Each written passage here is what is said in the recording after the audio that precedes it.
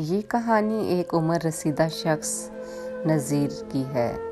نذیر احمد ایک old age home میں پچھلے 5 سال سے رہ رہا تھا۔ چہرے پر سفید داڑھی اور سفید مونچھیں تھیں، نظریں خاموش تھیں۔ کبھی دوستوں میں بیٹھ کر ہنستا مسکراتا تو کبھی ان کے ساتھ ساتھ باقی موجودہ لوگوں کی آنکھوں میں بھی نمی بھر آتی۔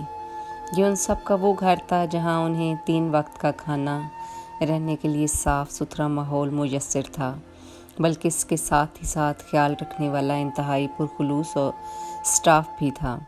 بس کمی تھی تو خون کے رشتوں کی، ان کے لمس کی، ان کی یادوں کی اور ان کے پیار کی۔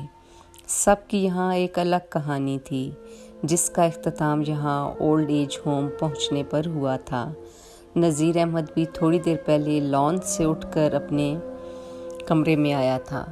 لان کی دھوپ اس سردی کے موسم میں بہت بھلی معلوم ہو رہی تھی، لیکن باہر کا موسم جتنا بھی اچھا کیوں نہ ہو، یہاں رہنے والے ہر شخص کے دل کا موسم جب بیزار ہوتا تو وہ سب ایک تنہائی کا کونا ڈھونڈتے اور کچھ وقت تنہا بیٹھ کر اپنی بیتی زندگی کو یاد کرتے۔ کسی کو بہن بھائیوں کے رویوں نے ڈسا تھا تو کسی کو بیوی کی بے وفائی نے، اور کسی کو اولاد کی نافرمانی اور بے توجہی کی وجہ سے گھر جیسی نعمت کو چھوڑ کر یہاں آنا پڑا تھا۔ نذیر احمد کی زندگی اس وقت بہت خوشگوار تھی جب اس کی نئی شادی ہوئی تو زندگی کتنی خوبصورت لگ رہی تھی۔ محبتیں تھیں، پھر آہستہ آہستہ اولاد کی خوشیاں بھی شامل ہو گئیں۔ نذیر احمد کی نیدرلینڈ میں ایک اچھی جاب تھی، سب اپنی اپنی جگہ خوش تھے، وہ بھی دن رات محنت کر کے گھر والوں کی خواہشات کو پورا کر رہا تھا۔ دن بھر کی تھکان کے بعد جب اپنی رہائش پر آتا تو اس کا یہی جی چاہتا کہ پاکستان کال کرے اور اپنے اہل خانہ سے بات کرے۔ ماں باپ کا انتقال ہو چکا تھا، بہن بھائی اپنے گھروں میں خوش تھے، لیکن بچے اس کی زندگی کا کل اثاثہ تھے۔ ان سے بات کرنے کے بعد کبھی تو وہ بہت مطمئن ہو جاتا، لیکن اگر کبھی بھی گھر پر کوئی بیمار ہوتا تو اسے بھی رات بھر بے چینی رہتی اور ٹھیک سے سو بھی نہیں پاتا تھا۔ لیکن 2-3 سال سے پہلے پاکستان کا چکر لگانا مشکل ہوتا تھا۔ اس کی وجہ نذیر احمد کے ذہن میں یہی ہوتی کہ بچوں کے لیے اپنا گھر بنا لے۔ بچے والدین کے آبائی ایک چھوٹے سے گھر میں رہتے تھے، اس کی خواہش تھی ایک اچھا بڑا گھر بنائے جس میں دونوں بیٹوں کے الگ پورشن بنائے، جہاں ہر سہولت ہو۔ پھر 2 بیٹوں اور 2 بیٹیوں کا باپ تھا، اسے بیٹیوں کے جہیز کے لیے بھی رقم اکٹھی کرنی تھی۔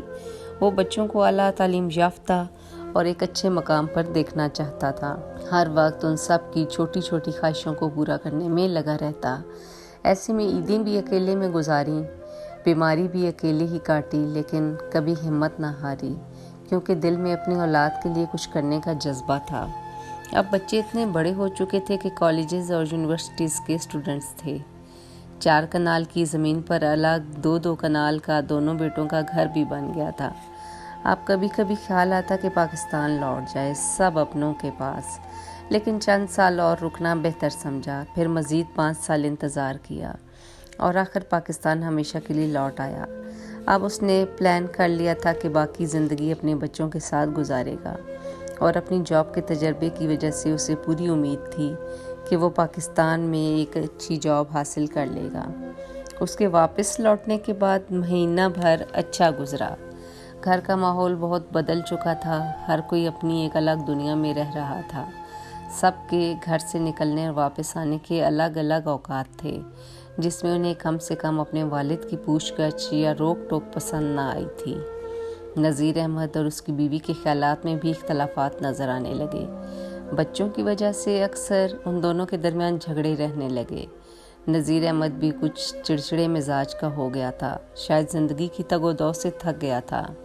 بیوی نے کئی بار سمجھانے کی کوشش کی تو نذیر احمد نے اسے دھتکار دیا۔ گھر میں محبت کم، وقت گزاری زیادہ نظر آنے لگی تھی۔ جیسے تیسے کر کے اگلے چند سالوں بعد بیٹیوں کی شادی ہو گئی اور وہ دونوں اپنے گھر کی ہو گئیں۔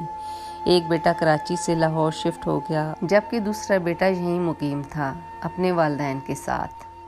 نذیر احمد کی تلخ مزاجی بڑھتی گئی، کبھی بچوں کی پسندیدہ فیلڈ کو لے کر بات ہو جاتی تو کبھی کسی اور مسئلے کو لے کر۔ وہ رشتے جن کے لیے وہ ترسا کرتا تھا اب انہی سے بن نہ پا رہی تھی۔ گھر میں کام کرنے والے لوگ بھی ان کے گھر کے حالات کو دیکھ کر چیمے گوئیاں کیا کرتے تھے۔ دونوں بیٹیوں کی شادی کے بعد نذیر احمد کی بیوی نے اس کے تلخ رویے سے تنگ آ کر خلا لینے کا ارادہ کر لیا۔ یہ ایک مشکل وقت تھا۔ اس کے خلا کے ارادے کو سن کر ایک بار نذیر احمد کے قدم لڑکھڑائے، لیکن یہ ٹھیک تھا کہ وہ اسے کھونا نہیں چاہتا تھا، مگر اپنی انا کے آگے اسے روک بھی نہ سکا، اور وہ ایک روز اس شاندار گھر سے خالی ہاتھ چلی گئی۔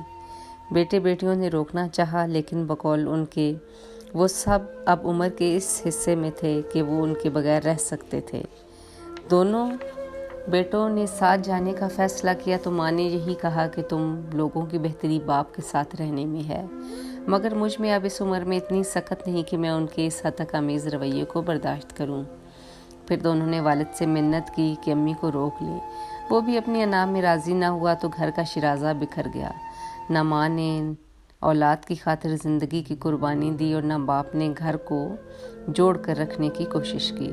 بس اب گھر میں خاموشی کا راج تھا۔ اب گھر کے ڈرائیور کو نذیر احمد نے کسی کو ڈھونڈنے کو کہا جو انہیں کھانا بنا دیا کرے۔ اس نے بتایا، صاحب میری بیٹی بہت اچھا کھانا بناتی ہے، آپ کہیں تو میں اسے ساتھ لے آیا کروں۔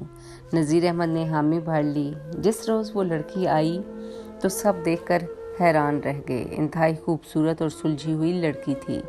نذیر احمد کا بڑا بیٹا بھی کچھ دن کے لیے لاہور سے کراچی آیا ہوا تھا اور چھوٹا بیٹا تو رہتا ہی ساتھ تھا۔ نذیر احمد کو اب آہستہ آہستہ احساس ہونے لگا کہ اس کی بیوی، جسے وہ نکمی سمجھتا تھا، اس نے کتنی ذمہ داریاں سنبھال رکھی تھیں۔ بیٹیوں کو تو وہ اپنے گھر کا کر چکی تھی۔ اب نذیر احمد نے دونوں بیٹوں کی شادی کے بارے میں سوچنا شروع کر دیا تو بڑے بیٹے نے اپنی پسند بتا کر ایک بار تو نذیر احمد کو حیران و پریشان کر دیا۔ وہ اپنے ڈرائیور کی بیٹی کو پسند کرنے لگا تھا اور اسی سے شادی کرنا چاہتا تھا۔ ماں کے گھر سے چلنے جانے کے بعد نذیر احمد کی اپنی بیٹیاں بھی اس سے کچھ فاصلہ رکھنے لگی تھیں۔ اب نذیر احمد دو بیٹوں کی دوری برداشت نہیں کر سکتا تھا، اس لیے اس نے بیٹے کی بات مان لی اور اس کی شادی اس لڑکی سے کر دی۔ ایک روز اس کی شادی تھی تو دوسرے روز چھوٹے بیٹے کی شادی بھی اس کی پسندیدہ لڑکی سے کر دی۔ شادی کے چند دن بعد وہ اپنی بیوی کو لے کر لاہور چلا گیا۔ چھوٹا بیٹا اور اس کی بیوی اور نذیر احمد اس گھر میں رہنے لگے۔ نذیر احمد نے پاکستان آتے ہی ایک فیکٹری میں ملازمت کر لی تھی، مینیجر کی پوسٹ پر۔ اب گھر میں چھوٹی بہو بھی تھی، کام کرنے والے نوکر چاکر بھی تھے، لیکن بیوی کی کمی اب محسوس ہوتی تھی۔ نہ تو کوئی ٹیبل پر صبح اس کا انتظار کر رہا ہوتا جو اسے ناشتہ دیتا، نہ کوئی اس کے کپڑے ریڈی کروا کے بیٹھا ہوتا۔ گھر سے زیادہ یہ ہاسٹل لگنے لگا تھا۔ اسے تو برا بھلا بھی کہہ دیتا تھا، ذلت بھرے جملے بھی سنا دیا کرتا تھا، لیکن بہو اور بیٹے تو یہ باتیں برداشت نہیں کرتے تھے۔ بڑے بیٹے کی اکثر کال آتی، وہ اپنی زندگی میں خوش اور مطمئن تھا۔ وہ ماں کو بھی اپنے پاس اکثر بلا لیتا اور ابو کے پاس بھی چکر لگاتا۔ ان کی شادی کو 5 سال گزر گئے، ایک بیٹا تھا ان کا۔ اب ان دونوں کے درمیان کچھ ان بن ہونے لگی۔ اس نے کال کر کے اپنے والد کو بلایا۔ نذیر احمد نے کہا، میاں بیوی کا معاملہ ہے، ہلکا سمجھایا بجھایا اور یہی سوچا خود ٹھیک ہو جائیں گے۔ ہر کچھ دن بعد اس کی کال آتی رہی۔ وہ اپنی جاب سے چھٹی لے کر نہ جا سکا تو ایک روز اس نے کال پر یہ کہا کہ بابا آپ اب آئیں گے یا ایک ہی بار جب میرا جنازہ اٹھے گا؟ نذیر احمد اسے غصہ ہوا کہ بچوں جیسی باتیں مت کرو، اور پھر وہی ہوا۔ اس نے کہا کہ اب آپ آ جائیں، جنازہ اٹھنے والا ہے۔ دوسری طرف نذیر احمد کے ہاتھ پاؤں پھولنے لگے۔ کچھ گھنٹے کال پر کال کرنے کے باوجود رابطہ نہ ہوا تو آخر اطلاع ملی کہ اس کے بیٹے نے خودکشی کر لی۔ نذیر احمد نے تو سوچا بھی نہ تھا اتنا بڑا سانحہ ہو جائے گا۔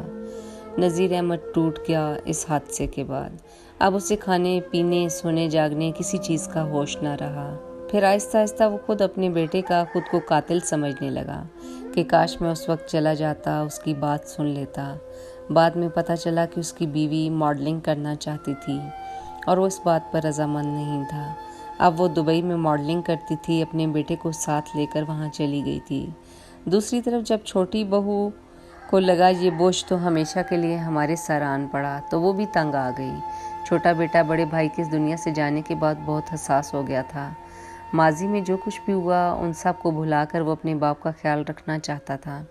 لیکن بیوی کے ہاتھوں مجبور ہو کر وہ اس بکھرے آشیانے کو سنبھالنے میں ناکام رہا، اور ایک روز نذیر احمد نے اپنا بیگ پیک کیا اور کسی کو بتائے بغیر اولڈ ایج ہوم آ گیا۔ اب کبھی وہ پاکستان آنے کے بعد اپنے رویے پر پچھتاتا تو کبھی خود کو بیٹے کا قاتل سمجھتا، کبھی خود ایک عورت کے در بدر ہونے کا خود کو ذمہ دار سمجھتا، اور کبھی خود خالی ہاتھ رہنے کا ذمہ دار خود کو ہی سمجھ لیتا۔ یہ کہانی جہاں ہمارے معاشرے کے بہت سے مردوں اور عورتوں کی ہے، وہیں پر بہت سے گھر ایسے بھی ہیں جہاں مرد اور عورت اولاد کی خوشی کے لیے اپنی خوشیاں قربان کر دیتے ہیں، لیکن گھر کے شیرازے کو بکھرنے نہیں دیتے۔